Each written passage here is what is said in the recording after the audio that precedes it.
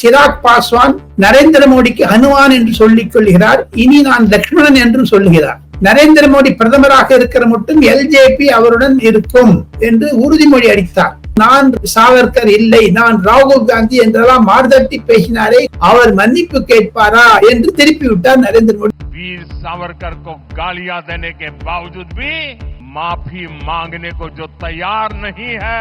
தமிழக அரசியலை பற்றித்தான் அஜித் தோவல் அவர்கள் RN ரவியிடம் பேசியிருக்கிறார். அதற்கு பின்னணி உண்டு. கோலஹலாஸ் டிவி யூடியூப் சேனல், இது வாய்மையின் எக்காலம்.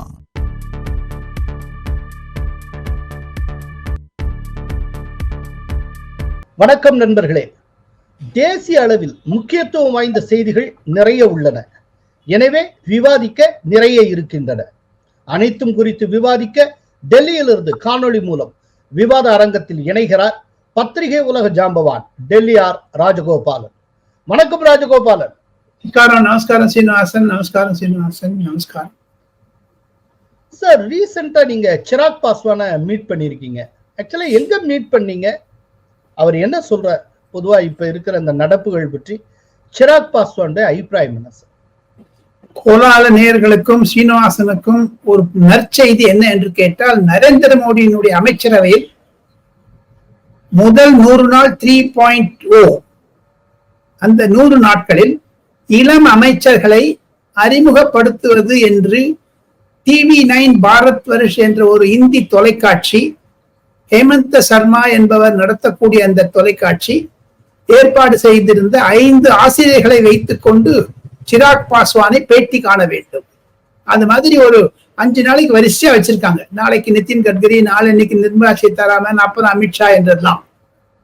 இன்று ஒரு மாபெரும் திருப்பம் என்ன என்று கேட்டால், நரேந்திர மோடிக்கு இளைஞர்களிடையே ஆதரவு அதிகமாக இருக்கிறது வட இந்தியாவில். அதற்கு முன் உதாரணம் தான் சிராக் பாஸ்வான். சிராக் பாஸ்வான் இளைஞர். சிராக் பாஸ்வான இன்டர்வியூ பண்ண நிகழ்ச்சியில நீங்களும் இருந்தீங்க. அந்த 5 அந்த தொலைக்காட்சியில் 5 editors with சிராக் பாஸ்வான் என்ற தலைப்பு தான்.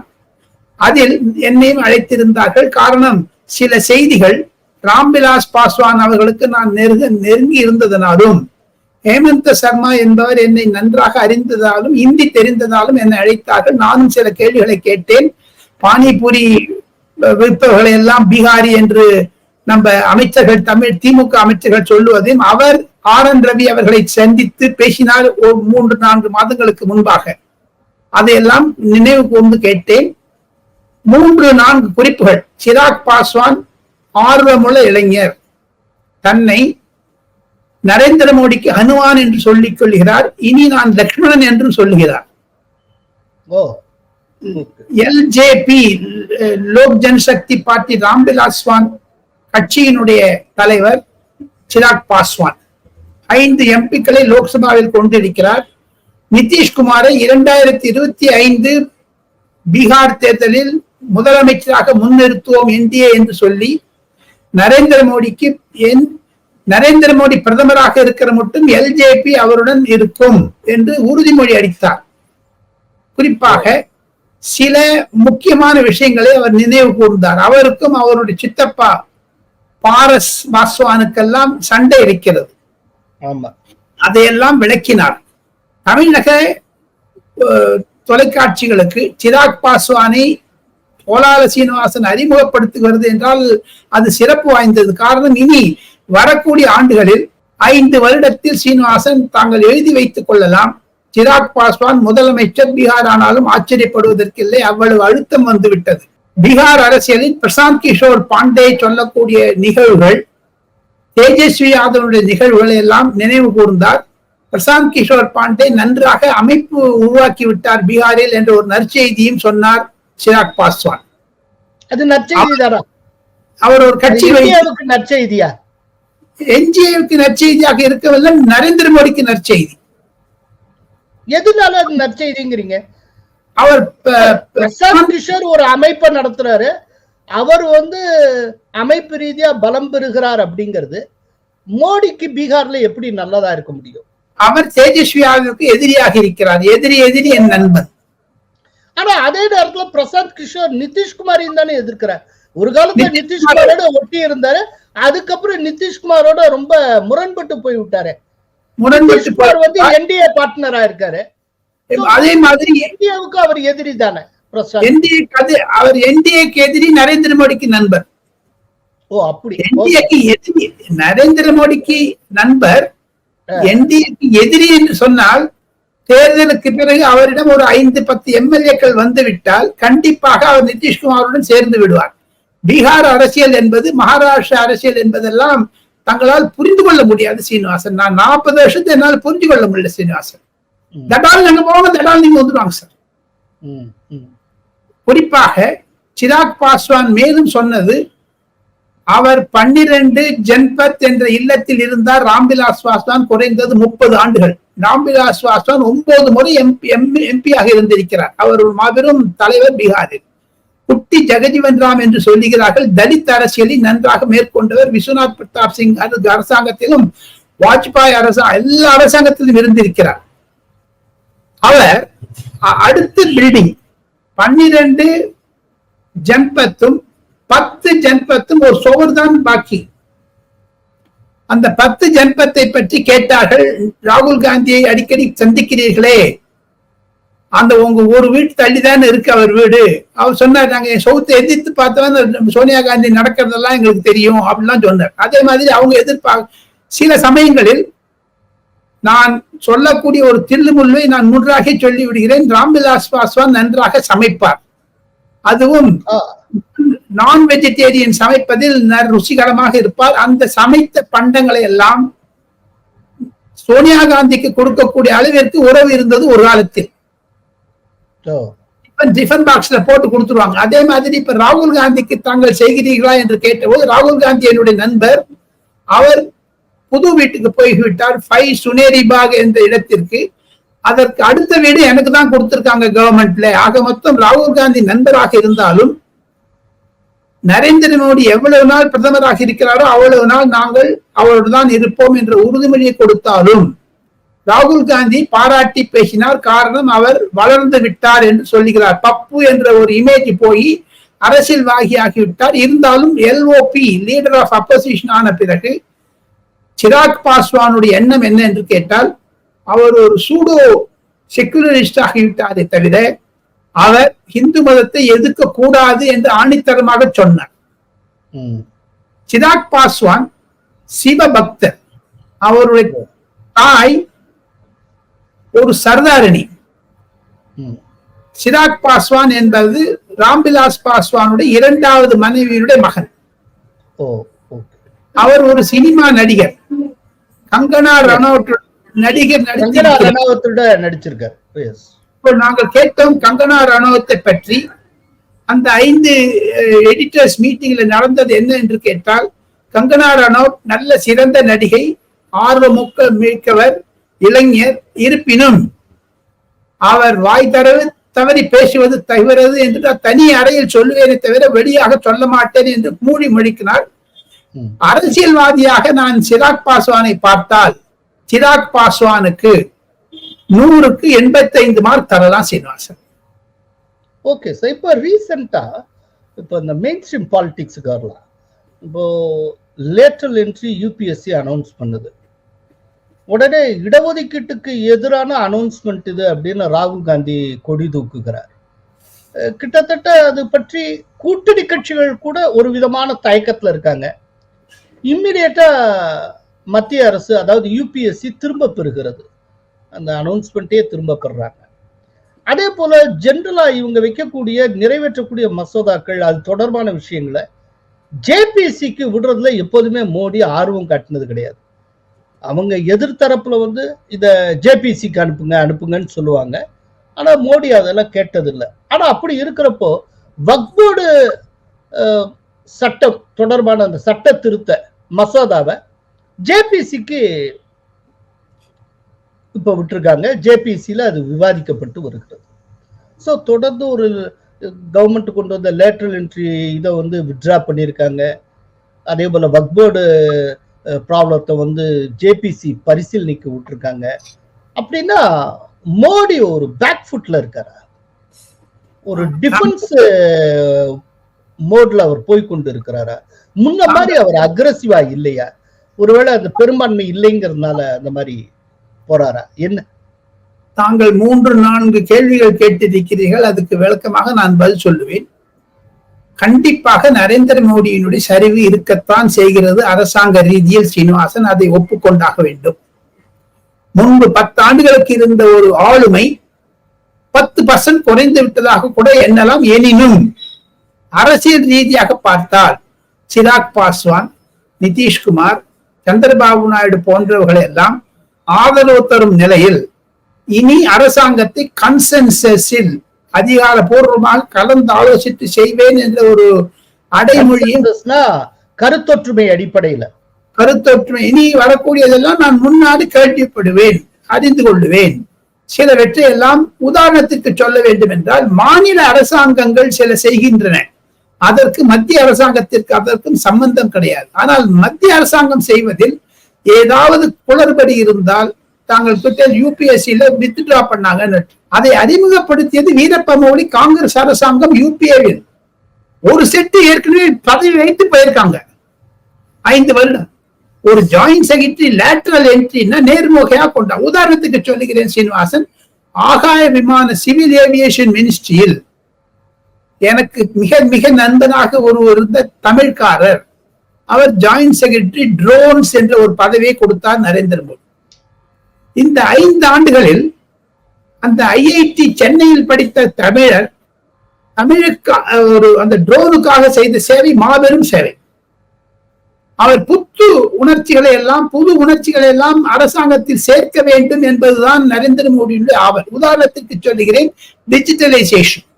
மினிஸ்ட்ரி ஆஃப் இன்ஃபர்மேஷன் பிராட்காஸ்டிங்ல ஒரு செல் ஒன்று இருக்குதுங்க, டிஜிட்டலைசேஷன் என்று. அதற்கு ஒரு ஜாயிண்ட் செக்ரட்டரி கொண்டு வந்தார். ஆக மொத்தம் நரேந்திர மோடி இந்த 45 ஜாயிண்ட் செக்ரட்டரிஸ் கொண்டு வந்தது காங்கிரஸ் அரசாங்கத்தினால் தான். உதாரணத்திற்கு இன்னும் சொல்ல வேண்டும் என்றால், அந்த லேட்டரல் என்ட்ரி டாக்டர் மன்மோகன் சிங் தான் முதல்ல ஆரம்பிச்சு வச்சாரு. சார், மன்மோகன் சிங் லேட்டரல் என்ட்ரியில உள்ள வந்தவர் தானே சார்? அவர் டெப்டி செக்ரட்டரியா இருந்தவர் தானே சார்? டெப்டி செக்ரட்டரி பிளானிங் கமிஷனா இருந்து நான் பார்த்திருக்கிறேன் சீனிவாசன், நான் பார்த்திருக்கிறேன். அவர் பிறகு பிளானிங் கமிஷனில் துணைத் தலைவரானார், பைனான்ஸ் செக்ரட்டரி ஆனார். அவ்வளவு தூரம் ஏன் போறீங்க சீனிவாசன்? MS சுவாமிநாதன் என்று சொல்லக்கூடிய பாராட்டக்கூடியவர் மொரார்ஜி தேசியால் சுர்ஜித் சிங் பர்னாலாக்கு அக்ரிகல்ச்சர் செக்ரட்டரியாக பணிபுரிந்தார். அவர் எனக்கு நன்றாக அறிந்தவர். நான் அதே போல அமெரிக்காவில இருந்த ரகுராம் ராஜனை இவங்க ஹையர் பண்ணலையா? நேரடியா இங்க எல்லாமே லேட்டரல் என்ட்ரி தானே. அதே போல மான்டேக் சிங் அலுவாலியா சார், ஒண்ணு மன்டேக் சிங் அலுவாலி. அவ்வளவு தூரம் சொல்றீங்க சார். மத்திய அரசாங்கத்தில் லேட்டரல் என்ட்ரி சொன்னால் குறைகள் சொல்லக்கூடிய அரசாங்க கழகங்கள், அதாவது பொலிட்டிக்கல் பார்ட்டிஸும் சரி, காங்கிரசும் சரி, திமுகவும் சரி, திராவிட முன்னேற்ற கழகம் சில கமைப்புகளை 2021 நியமித்தார்களே ரகுராம் ராஜனை வைத்து, சில கம்யூனிஸ்ட்காரர்களை எல்லாம் ஆலோசகராக நியமித்த, அதெல்லாம் லேட்டரல் என்ட்ரி யார் கேட்கிறாங்க? இப்ப ரகுராம் ராஜன் அறிக்கை கொடுத்துட்டாரா தமிழ்நாட்டினுடைய மேம்பட வேண்டும் என்று? அதோடு மட்டுமல்ல, இன்னொன்னு உங்களுக்கு தகவலுக்காக நம்ம நேயர்களுக்கும் போகணுங்கிறதுக்காக சொல்றேன். இப்ப ரீசெண்டா தமிழ்நாடு செக்ரட்டேரியட் சங்கத்தினுடைய வெங்கடேசன் பேரு, அவர் ஒரு அறிக்கை ஒண்ணு வெளியிட்டு இருந்தார். தலைமைச் செயலக சங்கம், அந்த ஊழியர்கள் சங்கம். என்ன அப்படின்னா, எல்லா துறையிலையும் ஆலோசகர்கள்ங்கிற பேர்ல வெளியாட்களை தமிழக அரசு நிரப்பி வருகிறது. ஒரு பக்கம் 45 பேரை லேட்டரல் என்ட்ரின்னு சொல்லி யூபிஎஸ்சி மத்திய அரசு நிரப்பினால் எதிர்ப்பு தெரிவிக்கிற நீங்கள் மாநில அரசுல அதே காரியத்தை செய்து கொண்டிருக்கிறீர்கள் அப்படின்னு சொல்லி அவங்க சீஃப் மினிஸ்டருக்கு ஒரு கடிதம் எழுதியிருந்தாங்க. விரைவில் மகாராஷ்டிரால எலெக்ஷன் வரப்போகிறது, அது நம்ம எல்லாருக்கும் தெரிஞ்ச விஷயம். இப்ப ரீசெண்டா சில திட்டங்களை தொடங்கி வைக்கிறதுக்காக மோடி மகாராஷ்டிரா சென்றிருந்தார். அதுக்கு முன்னால அங்கு பெய்த கடுமையான மழை காற்றுல பிரதமரால் அண்மையில் திறந்து வைக்கப்பட்ட சத்ரபதி சிவாஜியின் மிக பிரம்மாண்டமான சிலை அப்படியே உடைஞ்சு விழுந்திருக்கு. இப்போ இந்த மாதிரி விழுந்தது ஒரு பெரிய தர்ம சங்கடத்தை என்டிஏ தரப்புல ஏற்படுத்தி இருக்கிறது. இதுக்காக அஜித் பவார் மக்களிடம் மன்னிப்பு கேட்டு இருக்கிறார். அதே போல ஏக்நாத் ஷிண்டே நான் 100 முறை மன்னிப்பு கேட்கிறேன் அப்படின்னு சொல்லி இருக்கிறார். மகாராஷ்டிரத்துக்கு வருகை தந்த மோடி மக்கள் என்னை மன்னிக்க வேண்டும்னு கேட்டிருக்கிறார். और मैं आज सर झुका करके मेरे आराध्य देव छत्रपति शिवाजी महाराज की उनके चरणों में मस्तक रख के माफी मांगता हूं. மாறி மாறி இந்த 3 பேரும் மன்னிப்பு கேட்டிருக்காங்க. கோடாடு கோடி செலவுல எழுப்பப்பட்ட ஒரு சிலை இந்த அளவுக்கு சர்வசாதாரணமா சாய்கிறது விழுகிறதுன்னா என்ன, இந்த கட்டுமான பணியில கோளாறா இல்லாட்டி வேறு என்ன பிரச்சனை? இது வருகிற தேர்தல்ல ஏதேனும் பாதிப்பை உருவாக்குமா இந்த மாதிரி? ஏன்னா இவர்களால் எழுப்பப்பட்ட ஒரு சிலை, அந்த சிலையே உடைஞ்சு போகக்கூடிய லெவல்னா இதனுடைய ஸ்டாண்டர்ட் என்ன இருக்கு அப்படின்னு எதிர்கட்சிகள் இப்ப கேட்க தொடங்கியிருக்காங்க. ஏளனமா பேசுறாங்க, கிண்டல் செய்யறாங்க. இதெல்லாம் பற்றி உங்களுடைய அபிப்பிராயம்? கண்டிப்பாக இது ஒரு தேர்தல் பிரச்சனையாகத்தான் மாறும். ஒரு சத்ரபதி சிவாஜியினுடைய ஒரு சிலை உடைக்கப்பட்டது, அதாவது உடைந்து விழுந்தது என்றால் இயற்கையினுடைய சீற்றம் என்பதை உணராமல் சத்ரபதி சிவாஜியினுடைய சிலை கீழே விழுந்தது. நேவி, இந்தியன் நேவியால் கட்டப்பட்டது, அதற்கும் மகாராஷ்டிரா அரசாங்கத்திற்கும் சம்பந்தம் இல்லை என்று பிரதமர் விளக்கினாலும் அது ஒரு அபசகுனமாகத்தான் பார்க்கிறார்கள். 1. 2, சரத்பவார் அதை முதல்ல ஆரம்பிச்சாரு. ஏன்னா அது மராட்டா சைட்ல அவங்களுக்கு வீக் ஆகும், பிஜேபிக்கும் ஏக்நாத் ஷிண்டேக்கெல்லாம். அதை அரசியலாக திருப்பி விட்டு நரேந்திர மோடி செய்த நற்காரியம் என்ன என்று கேட்டால், நான் மன்னிப்பு கேட்கிறேன், சாரி சிவாஜி, ஆனால் ராகுல் காந்தி வீர் சாவர்கரை கண்டபடி திட்டுவது, நான் ராகுல் சாவர்கர் இல்லை, நான் ராகுல் காந்தி என்றெல்லாம் மார்தட்டி பேசினாரே. கோர்ட்ல காத்தால சாயங்காலம் மாடிப்படி ஏறி இறங்குறாரு ராகுல் காந்தி, அவர் மன்னிப்பு கேட்பாரா என்று திருப்பி விட்டார் நரேந்திர மோடி. அது பிரபலமாகி விட்டது மகாராஷ்டிரா அரசியலில். वीर सावरकर को गालियां देने के बावजूद भी माफी मांगने को जो तैयार नहीं है. அதாவது சிவாஜி விவகாரத்துல நான் மன்னிப்பு கேட்டேன், சாவர்கர் விவகாரத்துல ராகுல் மன்னிப்பு கேட்பாரா? அது கேட்டதுனால அரசியலில் கொஞ்சம் பணிவடைந்து விட்டது. சராசரி ஒரு ஈக்குவல் ஆயிடுச்சு. அதனால அது அரசியலை பாதிக்காது, மகாராஷ்டிரா அரசியலை பாதிக்காது என்பதுதான் என்னுடைய கருத்து. சீனிவாசன், அதில் பல வேறுபட்ட கருத்துக்கள் இருக்கலாம், அதை நான் மரியாதை தருகிறேன். ஆனால் பாஜகவினர் கூறுவது என்ன என்று கேட்டால், இந்த சிலை விவகாரத்தில் அரசியல் செய்ய முயன்ற காங்கிரஸோ சரத்பவாருக்கோ பலத்தை இடி கிடைத்து விட்டது. காரணம் என்ன என்று கேட்டால், சத்ரபதி சிவாஜியை எடுத்து போடக்கூடியவர்கள்லாம் முஸ்லீம் லீக் நீ பக்கத்தை வச்சுட்டு இருக்கேன்னு கேட்கிறாங்க. அப்ப என்ன பண்ணுவீங்க? ஆக மொத்தம் அது ஒரு பிரச்சனையாக மாறுகிறது.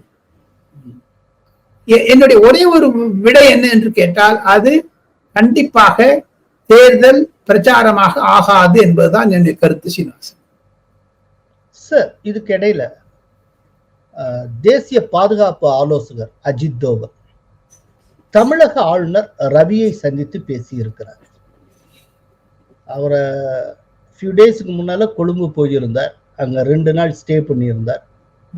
கொழும்புல ஒரு மாநாடு ஒன்று நடந்தது, அதில் அட்டன் பண்ணிட்டு அதுக்கப்புறம் அங்க இருக்கக்கூடிய இலங்கையை சார்ந்த தமிழ் கட்சி தலைவர்களை எல்லாம் அவர் சந்தித்தார், பேசினார். அதே போல இலங்கை தொழிலாளர் காங்கிரசினுடைய தலைவர் செந்தில் தொண்டமான், பொதுச் செயலாளர் ஜீவன் தொண்டமான், இவர்களையெல்லாம் சந்தித்து பேசினார். அவர் பேச்சினுடைய மைய பொருளாக இலங்கை அதிபர் தேர்தல் இருந்தது. யார் அதிபராக வந்தால் இந்தியாவுக்கு நன்மை, அங்க இருக்கிற இலங்கை தமிழர்களுக்கு நன்மை அப்படிங்கிறது பற்றி அவர் கலந்து ஆலோசனை செய்தார். எல்லாம் முடிச்சுட்டு அவர் ரிட்டர்ன் ஆறப்போ சென்னைக்கு ஆளுநர் ரவியை சந்தித்து விட்டு அவரோடு ஆலோசனை செய்து விட்டு டெல்லிக்கு திரும்பி இருக்கிறார். ரவியோட அவர் என்ன பேசியிருப்பார்? அது சம்பந்தமா ஏதாவது இன்புட்ஸ் உங்களுக்கு கிடைச்சதா? 3-4 கேள்விகளுக்கு வரிசையாக பதில் சொல்ல வேண்டும் என்றால், தமிழக அரசியலை பற்றித்தான் NSA அஜித் தோவல் அவர்கள் RN ரவியிடம் பேசியிருக்கிறார். காரணம், அதற்கு பின்னணி உண்டு. சீனிவாசன், RN ரவியும் அஜித் தோவலும் ஒன்றாக பணிபுரிந்தவர்கள் இன்டெலிஜென்ஸ் பியூரோவில். அடிக்கடி தங்களுடைய ஆலோசனைகளை பகிர்ந்து கொள்வார்கள். நரேந்திர மோடி பிரதமர் செயலகத்திற்கும் அமித்ஷா செயலகத்திற்கும் அனுப்பக்கூடிய வாராந்திர ரிப்போர்ட் ஆளுநர் ஆர் என் ரவி அவர்கள் NSAவுக்கும் தருகிறார். சில முக்கியமான பிரச்சனைகளில், பாதுகாப்பு பிரச்சனைகளில் எல்லையோர தேசமாக இருப்பதனால் தமிழ்நாடு நேஷனல் செக்யூரிட்டி அட்வைசர் தன்னுடைய அடிஷனல் NSAவிடம் ஒரு பொறுப்பு கொடுத்திருக்கிறார். ஆர் என் ரவியை பிரதி வாரம் தாங்கள் பேச வேண்டும் என்று. அதில் 3 சப் டிவிஷன் இருக்குங்க. ஒண்ணு நேஷனல் இன்வெஸ்டிகேட்டிங் ஏஜென்சி செய்யக்கூடிய போராளிகள். உதாரணத்திற்கு நேற்று கூட ஹேமந்த விஸ்வ சர்மா சொல்லி இருக்கிறார், திரிபுராவிலிருந்தும் அசாமிலிருந்தும் பங்களாதேஷில் வந்தவர்கள் கோயம்புத்தூரில் சென்று முகாமிட ஆரம்பித்திருக்கிறார்கள் என்று. அதில் 15 பேர் தீவிரவாதிகளாகவும் ISISயிலும் ஒரு அமைப்பு இருக்கிறது, இந்தியாவிற்கு எதிராக இருக்கக்கூடிய அமைப்பிலும் சில சிறுபான்மையர் அமைப்புக்கு அகில உலகத்தில் இருந்து வரக்கூடிய பண்ட்ஸ் எல்லாம் கோயம்புத்தூரில் ஏன் கான்சென்ட்ரேட் செய்கிறார்கள் அது பற்றி விவாதித்திருப்பதாகத்தான் நேஷனல் செக்யூரிட்டி அட்வைசர் செக்ரட்டேரியட்டிலிருந்து நான் கேள்விப்படுகிறேன். ஆர் என் ரவி தான் பாப்புலர் ஃப்ரண்ட் ஆஃப் இந்தியாவை தடை செய்ய வேண்டும் என்று தமிழகத்தில் சொல்லி வருகிறார். SDPஐ தடை செய்ய வேண்டும் என்றெல்லாம் சொல்லி வருகிறார். அதை பற்றி தான் பேசியிருக்கிறார். பாப்புலர் ஃப்ரண்ட் ஆஃப் இந்தியா தான் தடை பண்ணியாச்சு. பட் தமிழகத்தில் அதனுடைய சப் கிளைகள்லாம் இருக்குல்ல. SDPI என்பது அதனுடைய அரசியல் உருவம் தானே.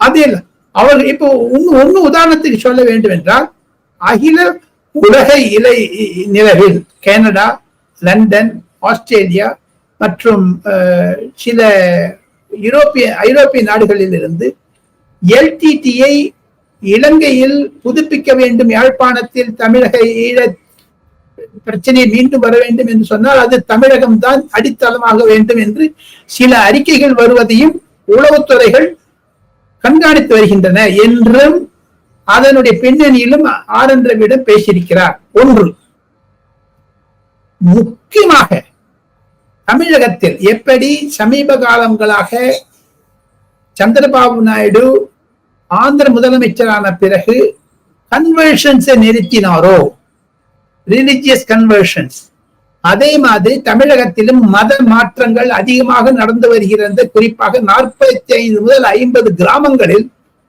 திருநெல்வேலி, கன்னியாகுமரி, மதுரை போன்ற மாவட்டங்களில் இருக்கக்கூடிய கிராமங்களில் ஊடுருவ செய்து சில அமைப்புகள் இந்துக்களை முஸ்லிம்களாகவும் கிறிஸ்துவர்களாக்குவதை R N Ravi flagging that conversions அதை பற்றி பேசி இருக்கிறார்கள். எது இருந்தாலும் அஜித் தோவல் ஆர் என் ரவி பேசியது தொடர்ச்சியாகத்தான் பேசி வருகிறார்களே தவிர சென்ற மாதம் விட்டது தோட்டத்தெல்லாம் பேசுவாங்க.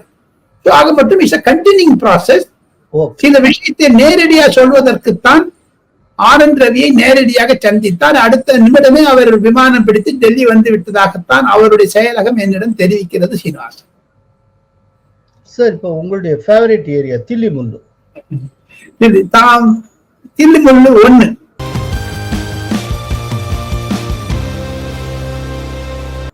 நாம் இருவரும் சிராக் பாஸ்வானை பற்றி பேசுவதனால், சிராக் பாஸ்வான் 3 குறிப்புகளை அவர் மிக மிக அழகாக தெரிவித்தார். நாங்களும் 5 ஆசிரியர்களும் நினைவு கூர்ந்ததை நான் செய்தியாக தில்லுமுல்லாக நான் சொல்லுகிறேன். அதை நானும் எழுதியிருக்கிறேன், பார்த்திருக்கிறேன்.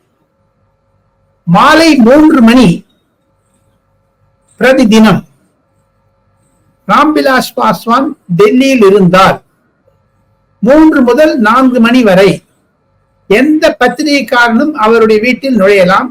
அவருக்கு 3:15 மணிக்கு 3:30 மணிக்குள்ள ராம்விலாஸ் பாஸ்வானே மைதானத்தில் உட்கார்ந்து கொண்டு அவருடைய தோட்டத்தில், அதாவது பங்களாவிற்கு பின்னாடி இருக்கக்கூடிய தோட்டத்தில் கேஸ் அடுப்பை மூட்டி அவரே பக்கோடா செய்து கொடுப்பார், வடை போட்டு தருவார். கீரை இருக்குது பாருங்க, பாலக் என்று பெயர் அதற்கு இந்தியில். பாலக் பன்னீர் என்று சொன்னால் அது ஒரு ருசிகரமான ஒரு கூட்டு.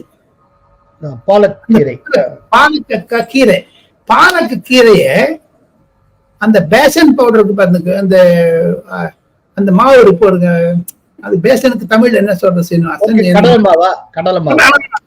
கடல் மாவு. அந்த கடல் மாவை அந்த இலையை தொட்டுட்டு எண்ணெயில ஊற்றுவாங்க.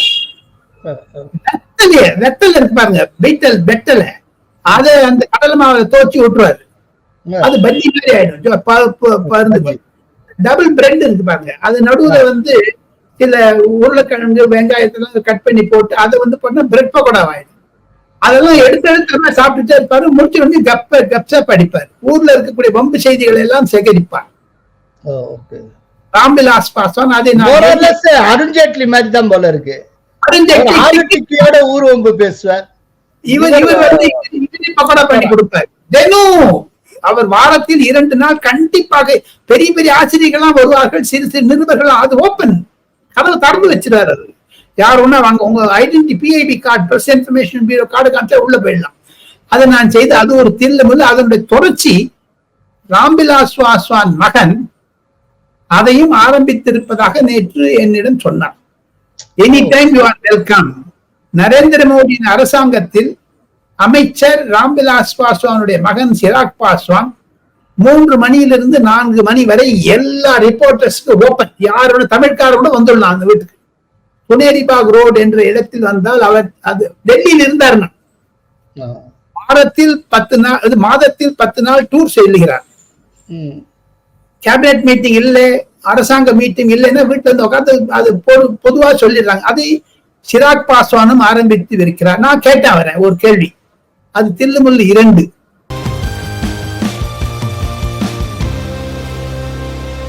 இப்பொழுது நடந்தது ஏன் ரொம்ப டார்க்கா நீங்க திறக்கம் வச்சுக்கிறீங்க அப்படின்னு. அது பீகாரில் மிக முக்கியமானது. நான் சொன்ன பிஜேபியில சேர்ந்த உடனே அது வந்துருச்சு, அவங்க அப்பா வச்சுக்கிறது இல்லையே அப்படின்ட்டு. அவர் சொன்ன, என்னுடைய தகப்பனார் கடவுள் விரோதி அல்ல, கடவுள் இருப்பதை நம்புவது கிடையாது, ஏத்திஸ்ட். ஆனால் சில சம்பவங்கள் என்னை உலுக்கியது. என்னுடைய குடும்பத்தை என்னுடைய சித்தப்பா பாரஸ் பாஸ்வான் இருக்க வேண்டும், கொடுக்க வேண்டும் என்று என்னுடைய தாய் சிராக் பாஸ்வான் அம்மாவை கண்டபடி திட்டி குடும்பத்திலிருந்து வெளில வச்சுட்டாங்க, பீகார் குடும்பத்தில். ஆனால் ஒரு முறை கடிதம் எழுதியிருக்கிறார்கள் கூட்டணியாக, அதாவது அந்த எல்ஜேபி பாஸ்வான், எல்ஜேபி பாரஸ், இந்த 2 முனைய வேண்டும் என்றெல்லாம் ராம்விலாஸ் பாஸ்வானுடைய துணைவியார் முயற்சி செய்தாலும் அவர் ஏக வச்சனத்தில் பேசி இருக்கிறார்கள். அந்த கட்டி அழுதாங்களாம் அம்மா, அதையெல்லாம் சொன்னார். ஆனால் பதவியேற்ற பிறகு அமைச்சராக அன்று இரவு சிராக் பாஸ்வானுடைய அம்மையார் தன் தாய் சிராக் பாஸ்வான் இல்லத்திற்கு வந்து கட்டி பிடித்துக் கொண்டு தன்னுடைய தகப்பனார் கனவு பலித்து விட்டது, உனக்கு அரசியல் மேன்மை வந்து விடுத்து ஆளுமை வந்து விட்டது என்று சொன்னார். அதற்கு காரணம் என்னுடைய திலக்கம் தான், நாமம் தான் என்று சொன்னார். நான் அந்த கேள்வி கேட்ட உடனேயும் நீயும் நாமம் போட்டிருக்கேன்னு கேட்டார். இதுதான் ஒரு பின்னணி, இது ஒரு ருசிகரமான தகவல். நான் கேள்வி கேட்டேன், பானிபூரி விற்பவர்கள்லாம் பீகாரி இங்கே தமிழகத்திற்கு வந்து வியாபாரம் செய்கிறார்கள் என்றும் ஆர்.என். ரவியையும் கிண்டலாக பேசுகிறார். தாங்கள் சென்னை வந்திருந்தீர்களே இந்த மைக்ரன்ஸ் இஷ்யூ, புலம்பெறும் தொழிலாளர்கள் சமயத்தில், அப்பொழுது என்ன பேசினீர்கள் என்று. அவர் சொன்னார், என்னுடைய தகப்பனாரும் ஆர்.என். ரவியும் மிக மிக நெருங்கிய நண்பர்கள், அதை நான் தொடர்ந்து வருகிறேன். பிரதமர் நரேந்திர மோடியினுடைய ஆணையின் பெயரில் தான் நான் ஆர்.என். ரவியை சந்தித்தேன் என்று ஒரு ஒப்புக்கொண்டார். தமிழக அரசாங்கத்தில் நடக்கக்கூடிய சில இன்னல்களை என்னிடம் அவர் தெரிவித்தார். அதை நான் பிரதமரிடம் தெரிவித்தேன் ஆர்.என். ரவி என்பதை அவர் ஒப்புக்கொண்டார் நேற்று. சனாதன தர்மத்தை உதயநிதி அவர்கள் நிறுத்துவது கடினம் என்று சொன்னார். செய்தி துளி 1.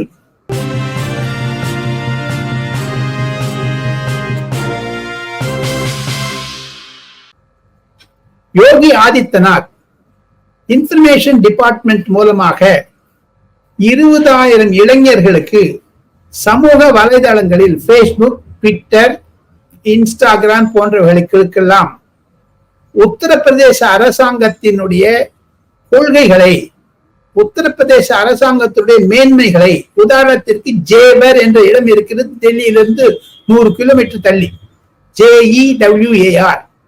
அந்த இடத்தில் விமானத்தளம் வந்துவிட்டது சீனிவாசன். நரேந்திர மோடி அடிக்கல் நாட்டினார். 5 வருடத்தில் மாபெரும் விமானம் சிங்கப்பூருக்கு அடுத்து அது வரப்போகுது. ரொம்ப பெருசு. 5 டெர்மினல் இருக்க போகுது. அதுல 2030க்குள்ள 2025 ஆரம்பிக்க இருக்கிறார்கள். அது போன்ற ஒரு வளர்ச்சி திட்டங்களை எல்லாம் ஒன் டிஸ்ட்ரிக்ட் ஒன் ப்ராடக்ட். ஒவ்வொரு உத்தரப்பிரதேசத்தில் 56 மாவட்டங்கள் இருக்கின்றன. ஒவ்வொரு மாவட்டத்திற்கும் ஒவ்வொரு பிரத்யேகமான ஒரு பொருட்கள். இப்ப அலிகர் என்றால் பூட்டு, காஞ்சிபுரம் என்றால் பட்டு என்று சொல்வதற்கு ஏற்ற மாதிரி, மைசூர் என்றால் மைசூர் ரசம் என்று சொல்வதன் மாதிரி, வாரணாசியில் பட்டு புடவைகள், அலிகரில் அப்புறமா மொராதாபாத்தில் அதாவது பித்தளைகள் இருக்கக்கூடியது. அங்கதான் நிறைய விக்கிரகங்கள்லாம் செய்வாங்க. எப்படி நம்ம தமிழ்நாட்டை கும்பகோணத்தை செய்யறாங்க மாதிரி. அதை அறிமுகப்படுத்தியது Yogi Adityanath. One district one product. இது போன்ற வளர்ச்சி திட்டங்களை எந்த இளைஞர்கள் படித்தவர்கள் சமூக வலைதளங்கள் செய்தால் 8 லட்சம் ரூபாய் நான் வருடத்திற்கு தருகிறேன் என்று அறிவித்து விட்டார். அதுதான் செய்தி துளி. காரணம், அதன் மூலம் நீங்க தவறான பயன்படுத்தி கொண்டால் அந்த 8 லட்சம் ரூபாய்க்கு நான் தருகிறேன், அதற்கு கணக்கு கொடுக்கணும், பப்ளிசிட்டி கொடுக்கணும், உங்களுக்கு இத்தனை சப்ஸ்கிரைப் இருக்கணும். அது கர்நாடக அரசாங்கம் ஏற்கனவே அறிமுகப்படுத்தி இருக்கிறது.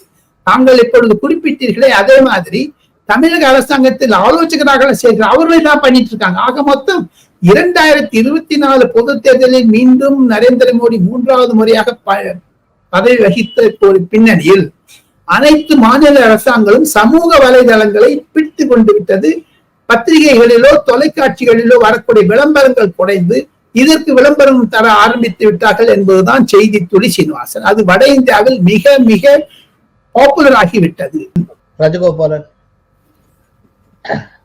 இவ்வளவு செய்திகளை, நிறைய செய்திகளை எங்களுடைய நேயர்களுக்கு தந்திருக்கிறீர்கள். மிக்க நன்றி ராஜு. நமஸ்தே. கோலாகலாஸ் டிவியுடன் உங்களையும் இணைத்துக் கொள்ள கீழே உள்ள ஜாயின் பட்டனை அழுத்தி உறுப்பினராகுங்கள். காவிரி குழுவில் உறுப்பினராகி பிரத்யேக பேட்ச்களை பெறுங்கள். கங்கா குழுவில் உறுப்பினராகி கோலாகல ஸ்ரீனிவாசிடம் நேரடியாக கேள்வி கேட்கும் வாய்ப்பை பெறுங்கள். உங்கள் கேள்விகளுக்கு வாரந்தோறும் பதிலளிக்கிறார் Kolahala Srinivas. Kolahalas TV YouTube channel, இது வாய்மையின் எக்காலம்.